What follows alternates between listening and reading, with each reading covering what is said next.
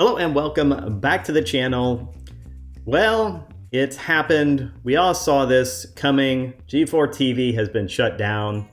So let's get into this story. So a tweet came out Sunday night from Comcast announcing the shutdown. Parent company Comcast Spectacor is shutting down G4TV after barely a year. Comcast Spectacor announced the company will be shutting down gaming-focused G4TV effective immediately.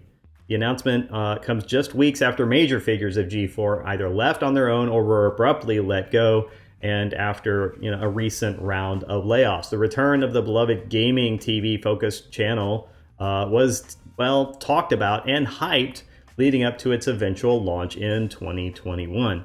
Unfortunately, by January of 2022, the shine was gone and the goodwill was gone, and a single rant took down this channel. Now, Deadline places the number of employees affected by Sunday evening's layoff at a couple of dozen, and the company promises to give them assistance with outplacement or internal opportunities at Comcast. As word about G4TV's demise on Twitter spread, it looks like the email memo did not get out to the G4TV employees before Deadline dropped the news.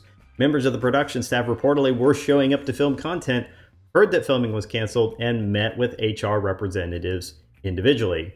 Esports commentator Alex Goldenboy Mendez tweeted that he was in the middle of negotiating a new contract with G4 and Comcast. Gerard the Completionist Khalil found out from a Wario64 tweet, and then he tweeted, "This is how I found out I lost my job." The G4TV shutdown joins a string of abrupt downsizing in the video game media space.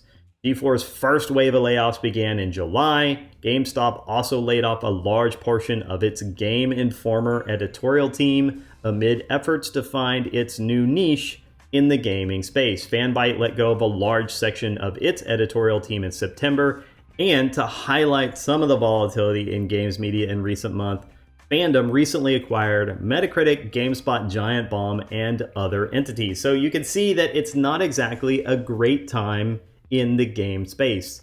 And that's because, if you haven't noticed, we're going through an economic downturn here. Look, actions have consequences. And over the last 3 years, I'll just say that leadership of various states and the country as a whole have made decisions that have had impacts on our economy.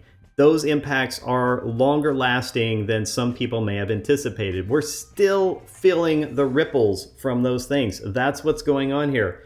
And I know we don't want to hear it, but it's going to continue to go on for some time, coupled with global issues that are taking place like right now.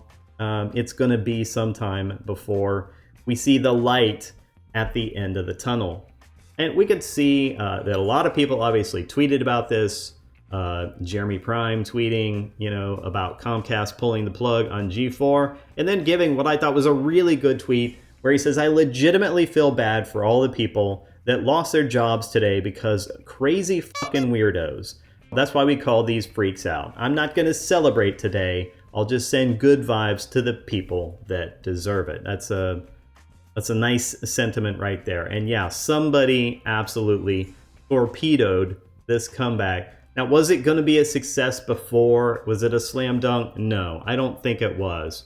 As you know by now, the thing that killed G4TV deader than a doornail, was this, of course, colossal rant by Frosk herself.